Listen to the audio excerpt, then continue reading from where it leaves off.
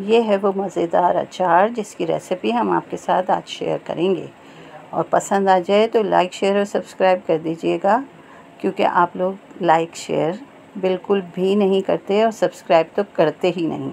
चले जी रेसिपी की तरफ चलते हैं। और यहाँ पे मैंने सौंफ, ज़ीरा और राई दाना और थोड़ी सी मेथी को हल्का हल्का ग्राइंड कर लिया था और इसमें डाला है हल्दी और कुटी हुई लाल मिर्चें, नमक और 2 चुटकी मैंने साबुत धनिए के डाले हैं और अजवाइन को हाथ पे मसल के वो इसमें शामिल कर लिया है। यहाँ हम बना रहे हैं बहुत ही मज़े का अचार कैरी का और मिर्चों का। ये मेरे पास कैरी थी जिसे मैंने कद्दूकश किया है और इसके अंदर हमने हल्दी, नमक और ये थोड़ा सा मसाला मिला के इसको अच्छी तरह रख दिया है 10 से 12 मिनट। अब इसके बाद हम बाकी का मसाला इसमें शामिल करेंगे और इसको अच्छी तरह से हमने मिक्स कर लेना है, क्योंकि हम इसको भरेंगे अभी हरी मिर्चों के अंदर। और वो किस तरह से कि हम इन हरी मिर्चों में कट लगाएंगे और इसके बीच में हम ये जैसे हमने कट लगा दिया है इस तरह से। और अब हम इसमें ये कैरी जो बारीक कद्दूकस हुई हुई है, मसाला हमने इसमें मिक्स कर लिया है, वो हम इसके अंदर शामिल कर देंगे। तो ये बहुत ही चटपटा और बहुत मज़ेदार बनेगा।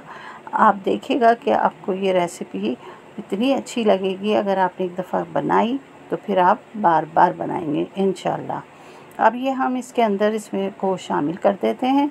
अच्छा, एक बात बताना तो भूल गई कि इसमें मैंने 1 टेबल स्पून के करीब वाइट जो सिरका होता है वो भी शामिल किया है और इसके अंदर हमने इसको भी अच्छी तरह मिक्स कर लिया है। याद रहे कि सबसे पहले हमने थोड़ा सा अचार का मसाला, नमक और हल्दी लगा के इसको 10 मिनट रखा और फिर बाकी के मसाले को इसमें हमने शामिल किया है। और अब हम इसमें हरी मिर्चों में कट लगा के इसको भर रहे हैं।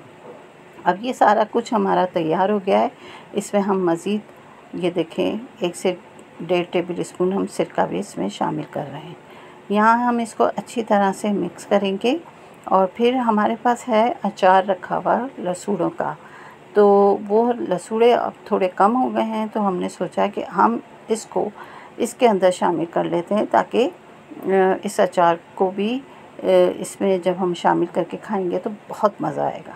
तो ये चावलों के साथ, दाल के साथ या पराठे के साथ नाश्ते में तो सुबह बहुत ही मज़े का लगेगा। इसको हम अच्छी तरह से इसके अंदर मिक्स कर देंगे और इसको 1 से 2 दिन के बाद हम इंशाल्लाह खाना स्टार्ट करेंगे। तो उसके बाद जब ये 2 दिन हुए हैं तो ये हमारा अचार इतना मज़े का, ये देखें गल चुका है, हरी मिर्चें भी नरम हो गई हैं और बहुत ही मज़े का, लेकिन कुछ कुछ क्रंची भी हैं।